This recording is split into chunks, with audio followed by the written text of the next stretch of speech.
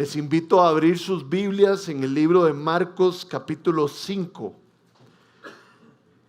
Marcos capítulo 5. Recuerden que hay Biblias a mano izquierda antes de entrar al salón. Yo me acabo de comprar mi Biblia nueva. Hay un montón de Biblias chivísimas afuera y un montón de libros nuevos que les aconsejo ir a ver. Hoy vamos a estudiar Marcos del capítulo 5, del versículo 21 al versículo 43. Espero que ya estén ahí, yo ya estoy ahí, entonces vamos a leer Marcos 5, 21 al 43. Dice así la palabra de Dios. Después de que Jesús regresó en la barca al otro lado del lago, se reunió alrededor de él una gran multitud, por lo que él se quedó en la orilla. Llegó entonces uno de los jefes de la sinagoga llamado Jairo. Al ver a Jesús se arrojó a sus pies, suplicándole con insistencia: mi hijita se está muriendo. Ven y pon tus manos sobre ella para que se sane y viva. Jesús se fue con él y lo seguía una gran multitud, la cual lo apretujaba. Había entre la gente una mujer que hacía 12 años que padecía de hemorragias. Había sufrido mucho a manos de varios médicos y se había gastado todo lo que tenía sin que le hubiera servido de nada, pues en vez de mejorar iba de mal en peor. Cuando oyó hablar de Jesús, se le acercó por detrás entre la gente y le tocó el manto. Pensaba: si logro tocar siquiera su ropa, quedaré sana. Al instante cesó su hemorragia y se dio cuenta de que su cuerpo había quedado libre de esa aflicción. Al momento también Jesús se dio cuenta que de él había salido poder, así que se volvió hacia la gente y preguntó: ¿quién me ha tocado la ropa? ¿Ves que te apretuja la gente?, le contestaron sus discípulos, y aún así preguntas: ¿quién me ha tocado? Pero Jesús seguía mirando a su alrededor para ver quién lo había hecho. La mujer, sabiendo lo que le había sucedido, se acercó temblando de miedo y arrojándose, segunda vez que se habla de arrojándose a sus pies, le confesó toda la verdad. Hija, tu fe te ha sanado, le dijo Jesús. Vete en paz y queda sana de tu aflicción. Todavía estaba hablando Jesús cuando llegaron unos hombres de la casa de Jairo, jefe de la sinagoga, para decirle: tu hija ha muerto, ¿para qué sigues molestando al maestro? Sin hacer caso a la noticia, Jesús le dijo al jefe de la sinagoga: no tengas miedo, cree nada más. No dejó que nadie lo acompañara excepto Pedro, Jacobo y Juan, el hermano Jacobo. Cuando llegaron a la casa del jefe de la sinagoga, Jesús notó el alboroto y que la gente lloraba y daba grandes alaridos. Entró y les dijo: ¿por qué tanto alboroto y llanto? La niña no está muerta, sino está dormida. Entonces empezaron a burlarse de él, pero él los sacó a todos. Tomó consigo al padre y a la madre de la niña y a los discípulos que estaban con él y entró a donde estaba la niña. La tomó de la mano y le dijo: Talita cum, que significa: niña, a ti te digo, levántate. La niña, que tenía 12 años, se levantó enseguida y comenzó a andar. Ante este hecho, todos se llenaron de asombro, los que estaban en el cuarto. Él dio órdenes estrictas de que nadie se enterara de lo ocurrido y les mandó que le dieran de comer a la niña. Vamos a orar. Señor, te damos gracias por esta porción de tu palabra. Yo te pido que abras el corazón de cada uno de nosotros, que abras el corazón de las personas que están viendo por streaming o como se diga, Señor, y te pido que a todos nos des humildad para que haya un campo fértil donde caiga tu semilla y dé una cosecha de 100 por 1, Señor. Te amamos, Jesús, te necesitamos. Te pedimos que traiga el refrigerio por medio de tu santa palabra. Y es en el nombre precioso de nuestro Salvador, Jesús, que oramos. Amén. Para entender bien el sermón del día de hoy, necesitamos entender el título del sermón del día de hoy, o no entenderlo, sino saberlo. El título del sermón de hoy se llama Restauración y Renovación. ¿Por qué se llama restauración y renovación? Porque Jesús restaura a la mujer de flujo de sangre y Jesús renueva a la niña hija de Jairo. Quisiera hacer aquí una mención diferente, pero creo que es importante decirla porque casi nunca lo hemos dicho desde aquí. Es interesante que Jesús sana y levanta a dos mujeres. Jesús tenía un amor y un cariño y un respeto increíble por las mujeres. En este tiempo las mujeres no eran vistas de la misma manera que los hombres y Jesús se asegura de darles un lugar igual. De hecho, las mujeres fueron las primeras personas a quien se le presentó Jesús resucitado. Entonces es importante que sepamos que nuestra iglesia, si nunca han leído la declaración de fe en la página web, nuestra iglesia cree en algo que se llama el complementarismo, que es que la mujer y el hombre tienen la misma dignidad y el mismo valor delante de Dios, pero no son iguales. Dios los hizo diferentes. Tienen el mismo valor y la misma dignidad delante de Dios, pero los dos tienen dones y talentos diferentes y cuando se juntan, cuando hay complementarismo, se bendice el reino de los cielos. Entonces, quiero que vayamos directo al tema y podemos empezar en el versículo 21. El versículo 21 dice, antes de entrar en el versículo 21 quiero darles la definición de qué significa restauración y qué significa renovación.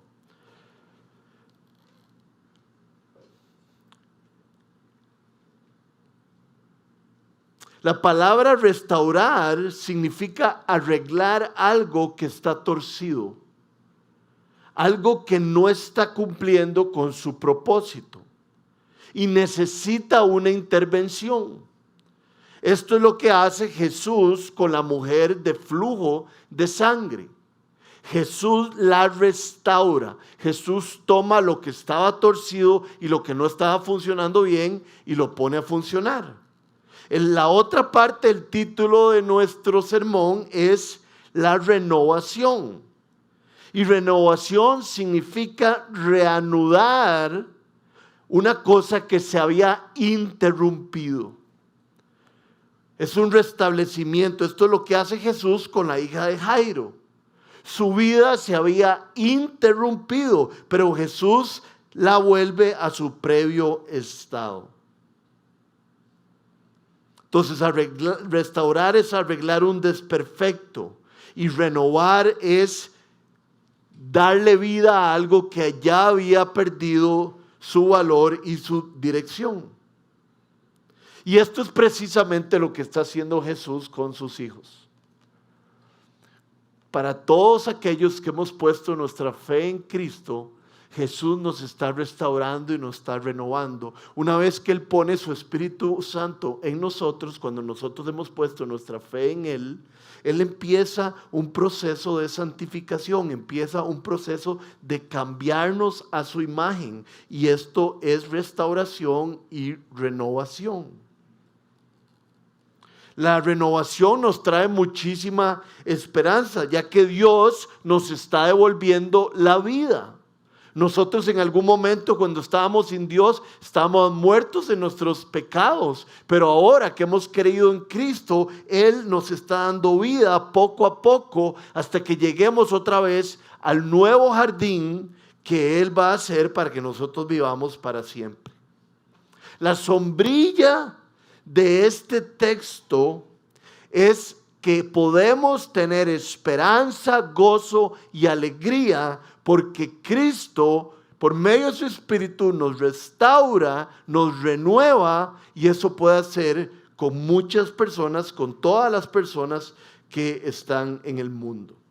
Entonces ahora sí les pido que lean el versículo 21 conmigo, que dice así: después de que Jesús regresó en la barca al otro lado del lago, se reunió alrededor de él una gran multitud, por lo que él se quedó en la orilla. Recuerden que las cosas que han pasado antes, ¿verdad? Jesús estaba de este lado del lago, del lado de Capernaum, tomó el barco y cuando iba al otro lado vino la tormenta. Jesús llegó al otro lado, a la parte de Decápolis, sacó un montón de demonios de un hombre que estaba aterrorizado y mandó al hombre, el primer misionero que existe, que se fue a tierras donde solo había gentiles y les dijo que les enseñara, les contara lo que Jesús había hecho por ellos. Después de eso, Jesús se devuelve en la barca, llega otra vez a donde estaba antes y muchísimas personas lo están esperando. Una cosa que yo me he dado cuenta leyendo el libro Marcos y estudiándolo es que lo que yo pensaba de personas que seguían a Jesús y lo que yo pensaba de las personas que estaban presentes en lugares donde Jesús estaba, es que yo pensaba que eran muchas personas, pero eran muchísimas. Digamos, con solo pensar en la multiplicación de los panes, se dice que eran 5,000 hombres más mujeres y niños. Entonces quiero que tengamos claro que cuando dice en el versículo 21 que alrededor de él había una gran multitud, podría ser que eran miles de personas.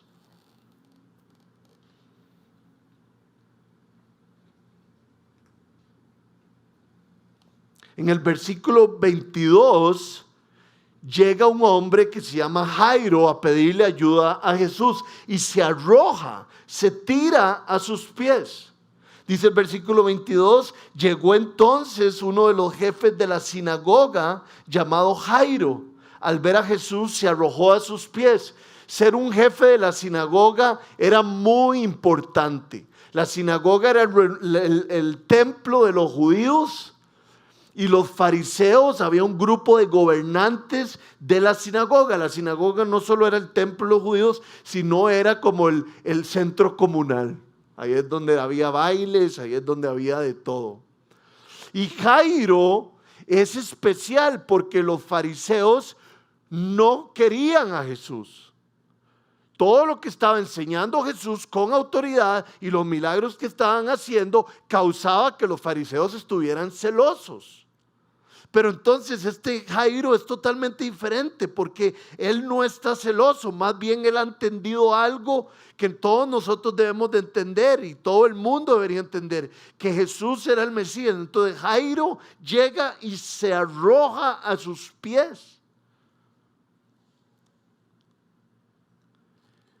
Qué escena tan drástica, ¿verdad? Jesús está rodeado por una multitud. No sé cómo Jairo entró, seguro a puro codazo.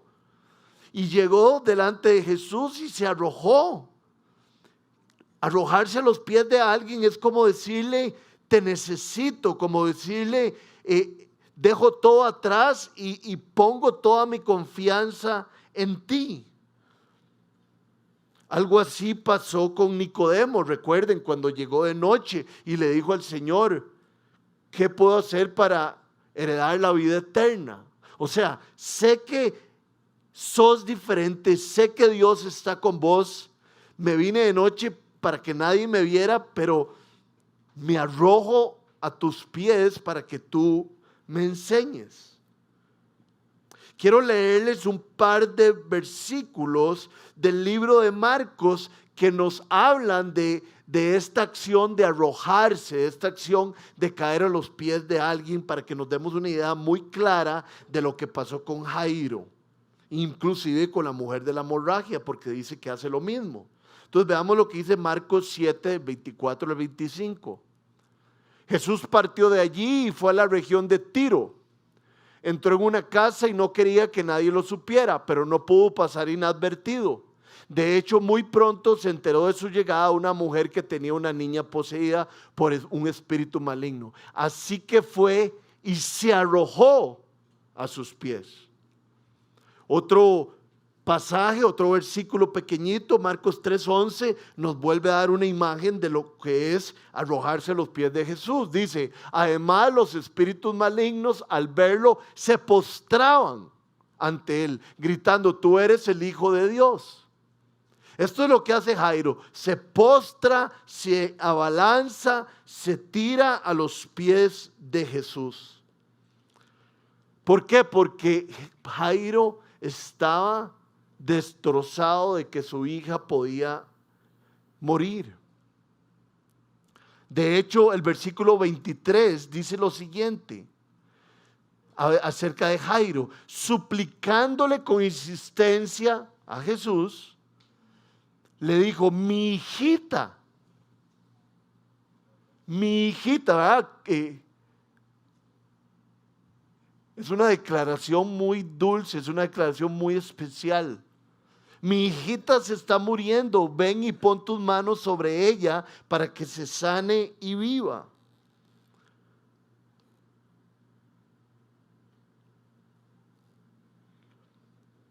Lucas 8:42 nos da una clave acerca de esta niña. Lucas 8:42 dice lo siguiente acerca de este mismo pasaje. Tenemos que saber que los evangelios Marcos, Lucas y Mateo tienen muchas historias, que son muchas mismas historias. Entonces dice en Lucas acerca de esta historia, acerca de Jairo y su hija, porque su única hija de unos 12 años se estaba muriendo. Jesús se puso en camino y las multitudes lo apretujaban. Yo me imagino que por eso es que Jairo le dice a Jesús, mi hijita. Él solo tenía una hija. Yo solo tengo una hija y es como mi hijita, es la única hija que tengo, es a quien pongo toda mi atención. Después de a Luciana, tengan cuidado con eso, hay que ponerle más atención a las esposas que a los niños. Pero yo el punto que quiero hacer es que nunca he pasado por esto, pero si uno tuviera varios hijos, perder a uno es la cosa más terrible del mundo, pero tener solo una hija y perder a la única hija que uno tiene debe de ser todavía más duro. Esto hacía que la pérdida potencial de la hija de Jairo fuera muy profunda. Y entonces pensando en perder una única hija y el dolor que eso significa, llega Romanos 8:32 y nos dice lo siguiente: al que no escatimó, el que no se guardó a su propio hijo, sino que lo entregó por todos nosotros, ¿cómo no habrá de darnos generosamente junto con él todas las cosas?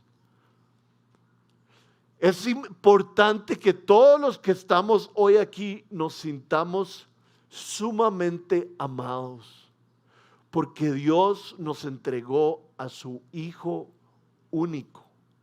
Dios envió a su Hijo único Jesucristo para vivir una vida perfecta, para morir en la cruz en nuestro lugar, para perdonar nuestros pecados y darnos la vida eterna. Esta situación nos debería llevar al evangelio. Dios nos ama tanto que no podía resistir estar lejos de nosotros. Su amor trasciende cualquier situación, tanto así que nos dio a su Hijo. Quiero leerles Juan 3:16, que es un versículo que todos hemos escuchado en algún momento, y se los voy a leer en la versión de The Message, porque nos da una perspectiva diferente. Dice así: esto es cuánto Dios amó al mundo. Él dio a su Hijo, a su único Hijo. Ven cómo es una gran diferencia en toda la Escritura. Y la razón fue para que nadie tuviera que ser destruido. Creyendo en Él, cualquiera puede tener una vida plena. ¡Qué amor tan grande! ¿Verdad? Por eso es que ahora Miquel, cuando estábamos cantando y reflexionando, dijo que Jesús es nuestro pastor, y cuando una oveja se le pierde, Él deja las 99 para ir por esa oveja. Así es como Jesús nos ama. Va hasta lo más incómodo, hasta lo más fuerte para recuperarnos.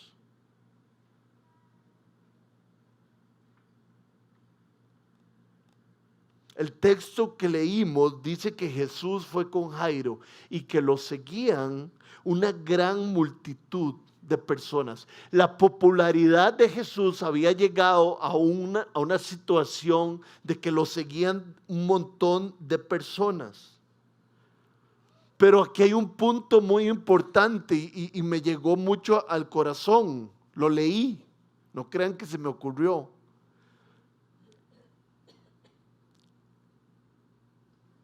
Podemos estar cerca de Jesús. Podemos estar cerca de Jesús con una gran multitud. Pero si nosotros no decidimos acercarnos a Jesús como lo hizo esa mujer, no va a haber nada, no va a haber un efecto en nuestras vidas. De todas las personas que estuvieron ahí, solo una persona decidió acercarse a Jesús y tocar su manto. Solo una persona aprovechó que Jesús estaba ahí. Entonces yo pienso, cuando nosotros nos sentamos y estamos en comunidad, cuando a veces nos apretujamos aquí también, ¿verdad?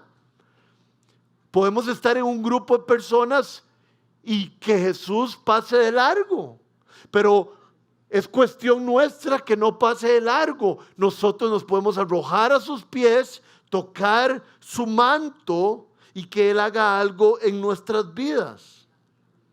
Entonces a Jesús, según lo que pasó a esta mujer, se le adora y se le busca en multitud, y quiero invitarlos a buscar a Jesús en intimidad. Estar en el lugar cómodo de nuestras vidas para leer su palabra, para meditar y orar, para agradecerle, para pedirle ayuda, para orar por otros. No es lo mismo buscar a Jesús en multitud que buscar a Jesús en intimidad. Y asegurémonos que cuando llegamos delante de Dios, cuando venimos a la iglesia, no sea algo simplemente donde estamos todos juntos, sino que cada uno de nosotros levante la mano y diga: quiero algo personal con Él.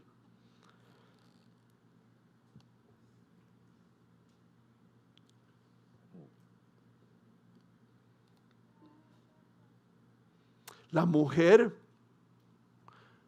lo busca y dice la Biblia que ella piensa: tan solo si lo toco, sé que algo podría pasar. Y esto es como un espejo para mí. Y lo que veo en el espejo es: Rodrigo, ¿usted todavía cree que si tan solo se acerca a Jesús y le pide algo de corazón, si tan solo toca su manto, Él puede hacer algo por usted? Y esa pregunta se las paso a ustedes también. Hay algo que se repite en la Iglesia Católica, no sé en qué momento, pero dice: una palabra tuya bastará para sanarme. ¿Creemos eso? J.C. Ryle dice que habría una gran multitud de personas, pero solo una persona tomó la oportunidad. Solo una persona realmente creía. Una palabra de él, un toque de él. ¿Verdad? Recuerden lo que dijo Jairo: si tú pusieras las manos sobre mi hija, eso haría toda la diferencia. Y entonces nos damos cuenta que esta mujer tenía una gran hemorragia y la tenía hace muchísimo tiempo. Yo quiero que usted piense dónde estaba usted y qué estaba sucediendo en su vida hace 12 años. Y yo hace 12 años tenía como 12 años.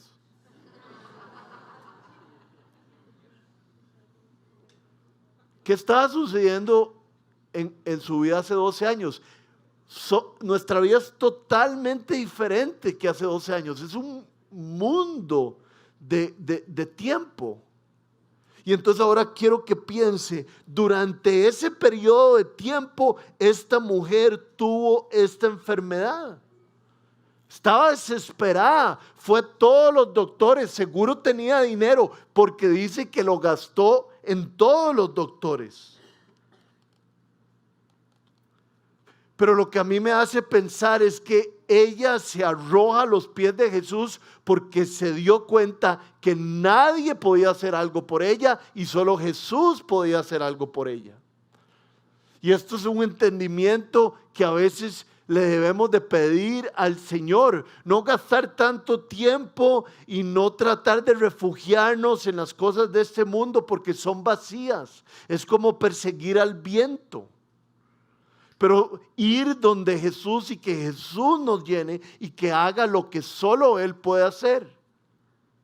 Yo no estoy diciendo que no hay que ir al doctor. Lo que estoy diciendo es que Jesús es nuestro verdadero refugio. Y que si el doctor logra darnos un buen consejo, eso aunado y sumado a Jesús, verdaderamente nos va a llenar. Vean lo que dice Lucas 8, 43 y 44. Había entre la gente una mujer que hacía 12 años padecía de hemorragias, sin que nadie pudiera sanarla. Ella se le acercó por detrás y le tocó el borde del manto y al instante cesó su hemorragia. La parte importante que quiero rescatar de esta parte es que ella se acercó por detrás. Ella tenía cierto miedo, ella tenía como cierta situación en su corazón y se acerca por detrás a Jesús.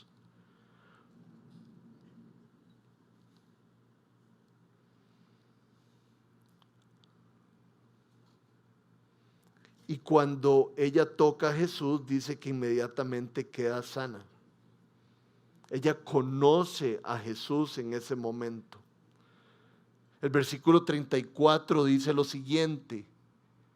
Cuando Jesús se da cuenta de quién la había tocado, dice: hija, tu fe te ha sanado. Vete en paz y queda sana de tu aflicción. ¿Cómo alguien se va a ir en paz si no tiene una relación con Cristo? Otra vez, su hemorragia fue detenida, fue sanada, pero lo más importante es que ella se dio cuenta que tenía un Salvador, que tenía un Mesías. ¿Por qué? Porque le dice hija. Y es interesante porque, ¿verdad?, siempre la gente hace este chiste, los predicadores, que Jesús va caminando en medio de la multitud, ¿verdad? Imagínense, no sé quién de ustedes ha ido al estadio y a veces está uno apretujado y está en medio de la multitud o en un concierto o no sé. Y alguien lo toca y los discípulos como que vuelven a ver a Jesús y le dicen: ¿de verdad estás preguntando que quién te tocó? Estamos en medio de una multitud. Todo el mundo te tocó. Jesús no sabía quién lo había tocado, pero Jesús pregunta quién lo tocó para forzar que aquella persona que lo tocó se levantara y dijera, fui yo. ¿Por qué? Porque cuando Jesús nos llama a algo, cuando Jesús nos toca el corazón, Él quiere que nosotros demos testimonio y nos importe más lo que Él ha hecho en nosotros que lo que digan otros o lo que está pasando a nuestro alrededor. Por eso es que muchas veces invitamos a la gente a pasar a orar aquí, porque es como un signo de nuestro testimonio y de que hemos recibido el mensaje de Dios. Yo no me quedo sentado, yo camino, y es una muestra de que aquí estoy, Señor. Por eso es que Jesús pregunta, ¿quién me ha tocado? Para que la mujer se levante y diga, yo te toqué, yo soy la que tuve fe. Yo soy la que vine por detrás.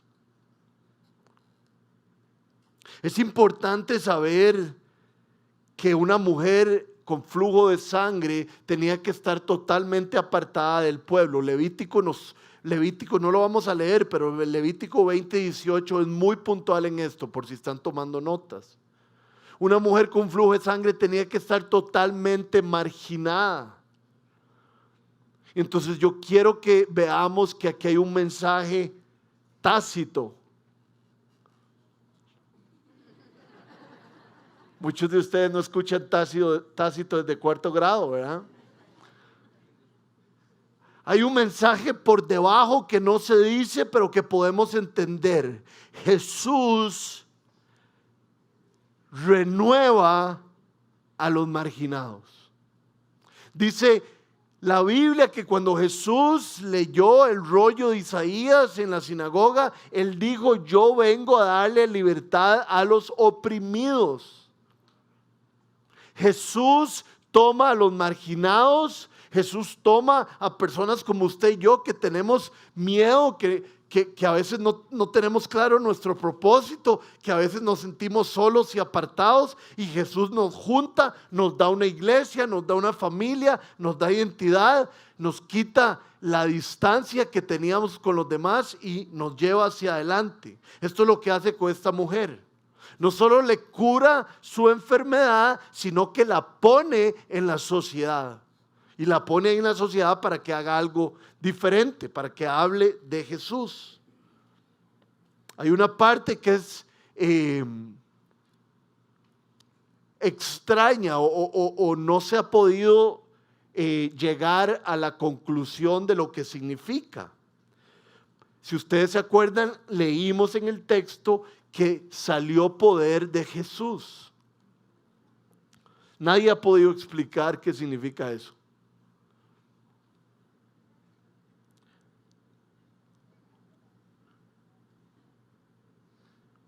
Lo único que yo me imagino es que en ese momento hubo como una intersección entre Dios hombre y Dios divino. Que en ese momento Jesús estaba ahí y no sé cómo salió poder de él. Ese es el único momento en la Biblia que se usa esa frase. Y el versículo 35 y el 36 continúa diciendo, todavía estaba hablando Jesús cuando llegaron unos, ven que la narración ya toma una parte diferente, ya no está hablando de la mujer, ahora está hablando de lo que empezó a hablar el capítulo 5, que es la situación de Jairo y su hija. Todavía estaba hablando Jesús cuando llegaron unos hombres de la casa de Jairo, jefe de la sinagoga, para decirle, tu hija ha muerto, ¿para qué sigues molestando al maestro? Sin hacer caso a la noticia, Jesús le dijo al jefe de la sinagoga, no tengas miedo, cree nada más. Fue pucha, ¿verdad? Si hiciéramos un letrero gigante y pusiéramos en la casa, no tengas miedo, cree nada más. La diferencia que haría, y Jesús eso es lo que le dice a Jairo. Jairo, estás en medio de una situación dificilísima, tu hijita dicen que ha muerto, pero yo te digo que no tengas miedo, que no te desanimes, que solo creas. No estoy diciendo que Dios siempre va a renovar y a restaurar a las personas que están enfermas o que va a levantar a los muertos. Lo que estoy diciendo es que cuando caminamos con Jesús no tenemos que tener miedo, tenemos que creer que Él nos va a sostener.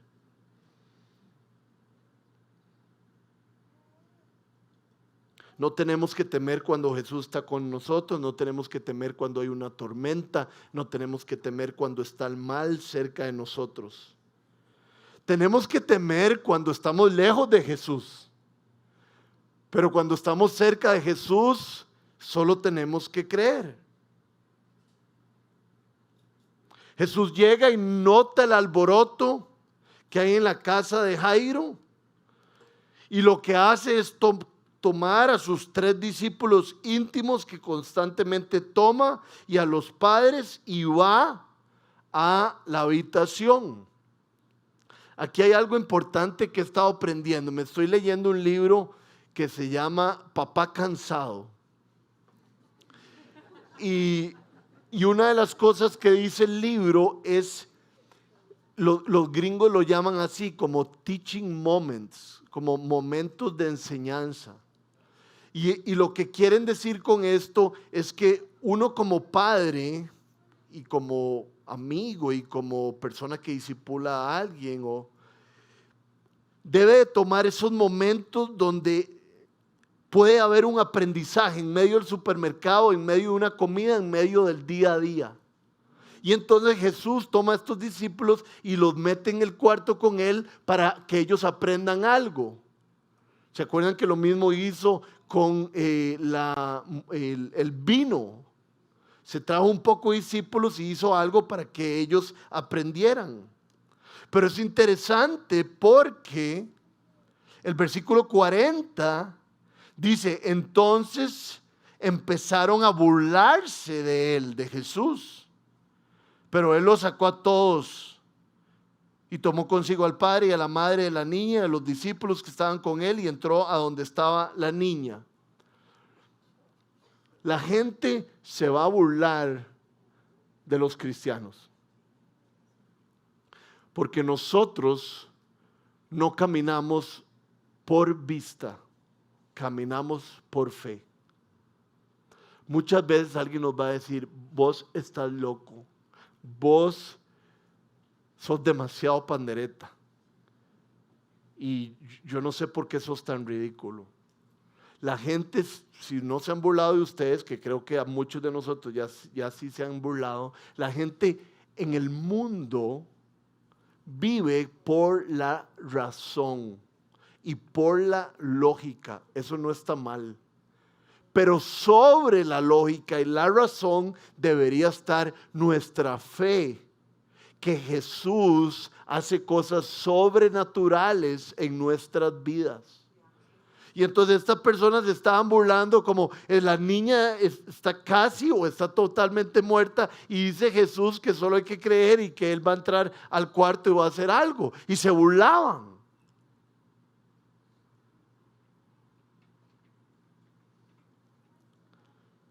Yo creo que yo les he contado esta historia, o si no se las ha contado Checho.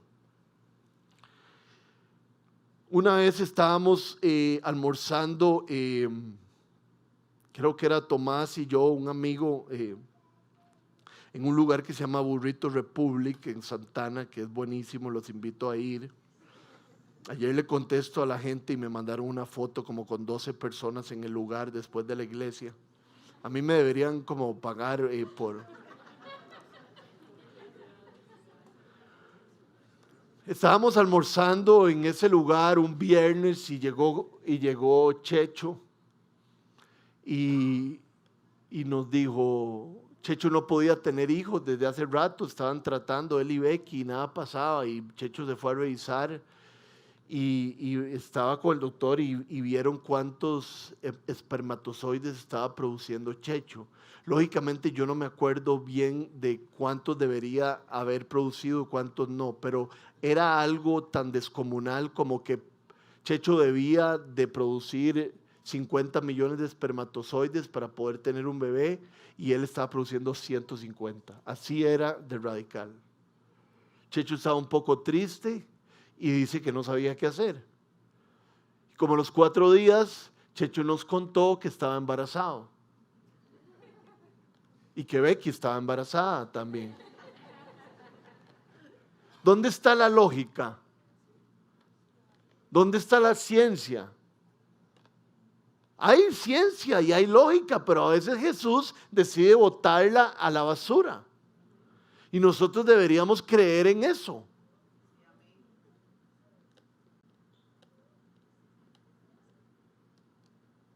Que se burlen, pero nosotros vamos a creer que Él puede hacer la diferencia. Nosotros somos cristianos, entonces vivimos en un mundo sobrenatural.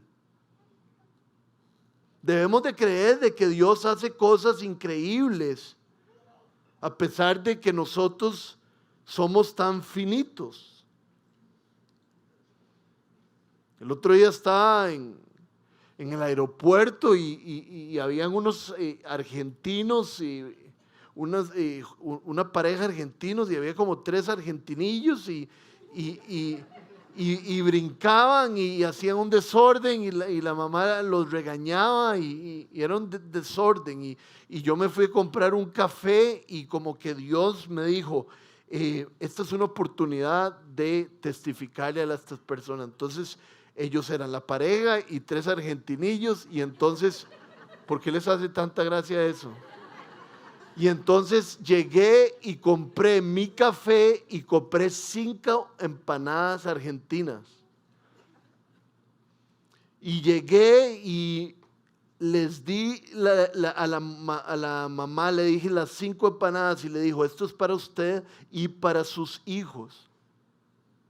Nos montamos al avión y yo no sé cómo describirlo, pero adelante de uno en el avión hay como una hoja, como una bolsa, y entonces ahí en esa bolsa le escribí acerca de cuánto Jesús la amaba, de por qué yo le había comprado unas empanadas y de que Cristo quería tener una relación con ellos y bendecir su familia. Y claro, siempre me da demasiada pena, pero entonces Dios me habla y entonces voy buscándola en el avión, donde están sentados, y la veo y le digo, esto es para usted, y salgo corriendo.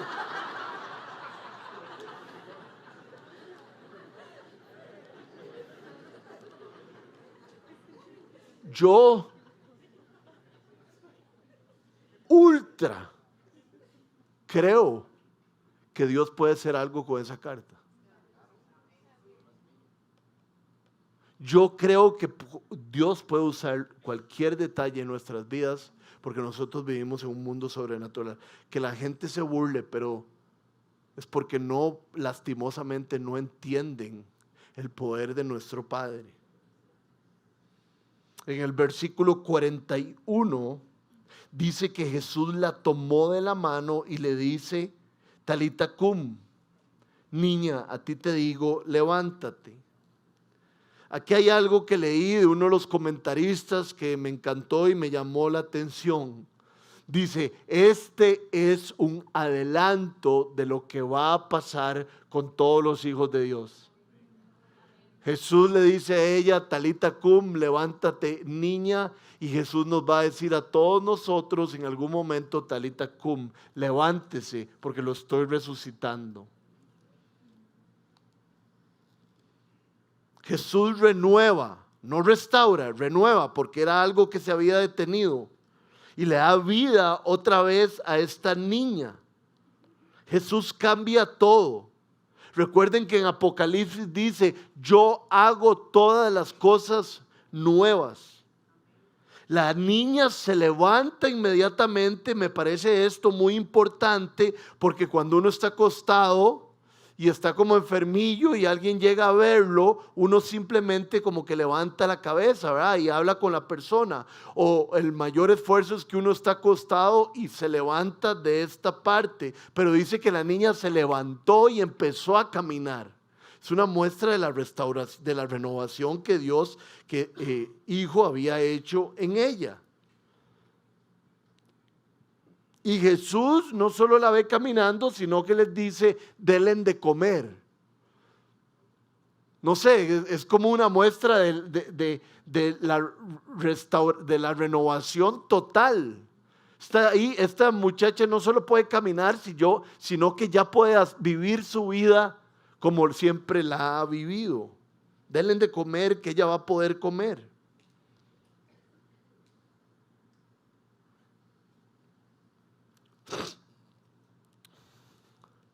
Según lo que hemos visto en el libro de Marcos, Jesús tiene poder sobre la naturaleza porque le dice a la tormenta que pare. Jesús tiene poder sobre el mal porque quita una legión de demonios de un hombre. Y según el texto que tenemos el día de hoy, Jesús tiene poder sobre la enfermedad porque sana a una mujer con una hemorragia de hace 12 años. Y Jesús tiene poder sobre la muerte porque acaba de levantar a la hija de Jairo. Jesús es todopoderoso. Él es el rey que restaura y renueva. Y Él lo ha hecho en su vida, si usted camina con Él hace un ratito.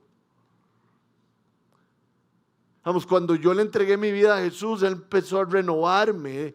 Primero fue como las primeras cosas fueron como fáciles, ¿verdad? Como las malas palabras, las fiestas en que andaba, mi relación con mis padres, cómo me volví un poquito más responsable. Ahora las cosas son diferentes, ahora es ser un padre presente, ser un buen esposo, tratar de ser dulce, tratar de no ser tan orgulloso. Pero por favor vean para atrás y vean lo que Jesús ha hecho por ustedes. Jesús va a continuar la obra que Él empezó. Entonces vean para atrás, por favor, y den cuenta que Él es poderoso para irnos santificando. Si vemos para atrás, si rebobinamos el cassette, ¿verdad? Dice el libro de Colosenses, caminen como vinieron a Él. Cuando vinimos a Él, vinimos como Jairo y vinimos como la mujer. Nos arrojamos a sus pies. Estábamos decididos que solo Él podía hacer algo en nuestras vidas. Regresemos a ese momento y empecemos a caminar otra vez como Él, para que Jesús pueda intervenir en nuestras vidas de esta manera. El otro día estaba preparando el sermón que vamos a tener de hoy en 3 semanas. Y dice que Jesús fue a Nazaret y que Jesús no pudo hacer milagros porque nadie creía en Él. No es que Jesús no pueda hacer milagros en cualquier momento, sino que Jesús actúa en la vida de nosotros cuando nosotros le pedimos y estamos dispuestos. Entonces, si vemos para atrás y contamos nuestras bendiciones, vamos a estar dispuestos y nos vamos a arrojar delante de Él y le vamos a decir, por favor, continúa. La pregunta es, ¿lo cree usted? Jesús puede hacer muchísimo más de lo que podemos pensar o imaginar. No dudemos que Él hace que sirva lo que está descompuesto. Y Él renueva lo que está muerto, lo revive y le da vida. Y lo último que les quiero decir, que es muy importante, recordemos que Jesús nos ama sobre todas las cosas. Él hace todas estas cosas, estos milagros, y trata con nosotros de esta manera tan misericordiosa porque nos ama de una manera increíble. Pero el fin último es que todos nosotros nos demos cuenta que Él es el Mesías y que Él merece toda la gloria. No se trata solamente de sanarnos, de renovarnos y de restaurarnos. Se trata de que una vez renovados y restaurados, le expliquemos a la gente cómo Él nos ha traído de las tinieblas a la luz admirable.